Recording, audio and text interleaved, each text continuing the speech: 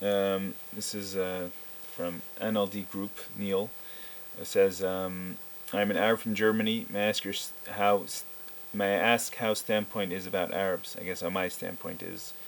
Unfortunately, I have a Jewish friend here in Germany. It's hard to find in our area. We have a Jewish kindergarten. I have great respect for the Jewish people. I'm really interested in religion. I can't understand why people hate and kill. Yeah, most religious people can't understand that because it says, and you loved your brother as yourself, and it furthermore says, thou shalt not kill. But on each side, you can find very ignorant people. I see a lot. I see the people as human. If you treat me right, I do also. I judge people on by their acts, not in heritage, color, belief. That's the way to go ahead with this very crazy and interesting world. Agreed.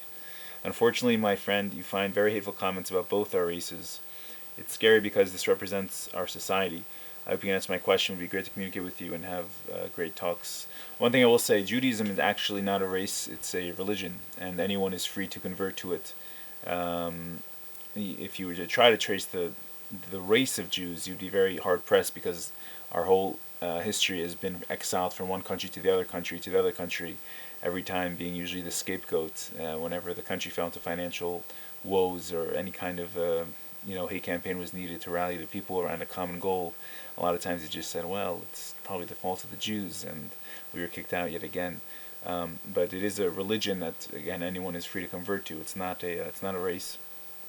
Arabs, it's a very general term. Arabs. I think what I think of when people say that is that generally I think of descendants of Ishmael and the people in the Middle East. Although I don't know if it's fair. I don't know if you mean Muslims in general, but Abraham had his first son born to him, not from his primary wife, but from his concubine, was Hagar, and this was Ishmael. And Ishmael, Abraham, when he was told about the birth of Isaac, which would be from his wife Sarah, he prayed that Ishmael should live, and God should bless Ishmael as well. And you see that this blessing has gone on. And when Abraham is told your descendants will be like the dust, like the sand on the shores and the stars in the sky, it's clear to me anyway that the Arabs are the fulfillment of his descendants being like sand. There's over a billion Muslims, and stars in the sky. There's less of them, but there's also 14 million Jews in the world. But they're really stepbrothers or half brothers. I don't know exactly the expression, but we're brothers from the same father, and you see that after the after Jesus, there was the Muslims had the Ishmaelites had a prophet, and he wrote the Quran, and he traced really the lineage of Ishmael, and you see that they went back and really reinstated a lot of the laws of Moses, which was very refreshing to the Jewish people because there was that whole sect in the middle that permitted pork and everything you wanted to eat and promised heaven on earth in a time when they were like mercilessly killing Jews, and really they attempted to take over the entire Middle East until really until Muhammad came and claimed back a lot of the lands for the descendants of Abraham. But at this point, yeah, I don't judge either. I know that I definitely don't have it figured out. I know my own little take on reality and what God wants of me, but it's very limited. And it's based only on my limited human comprehension. And meanwhile, God is infinite, and His Torah that He gave to the Jews is also infinite. And we only have so much time here, and I just don't think there's enough time to sit and hate and dissect and judge. And I'm a big there was an expression, people who don't study history are doomed to repeat it. But one thing you'll see if you do actually study history is that we've been repeating the same vicious cycles over and over again. And I think that the expression is simply off. And I think it's time to just abandon our study of history, because it only leads to finger pointing and misunderstanding and who was wrong first and who was wrong last and how much were you wrong and why were you wrong. And it all comes back to the same ridiculous issues. And many of us are looking around the planet and going, it wasn't me who dropped an atomic bomb. It wasn't me who threw out the Canaanites from the land. When there's I don't know exactly what the point is of going back in history. I think your point is a valid point and a beautiful point, that treat others as you yourself would want to be treated. This is the main dictum of the Torah. I mean, this is when people say religion ruins things, I would ask them to come up with this on their own human intellect, of treat your neighbor as you would treat yourself, love your brother as you would love yourself, which is, according to Rabbi Akiva, a great commandment in the Torah. And in another place it says this is the entirety of the Torah by, I think, Hillel, and the rest is just commentary.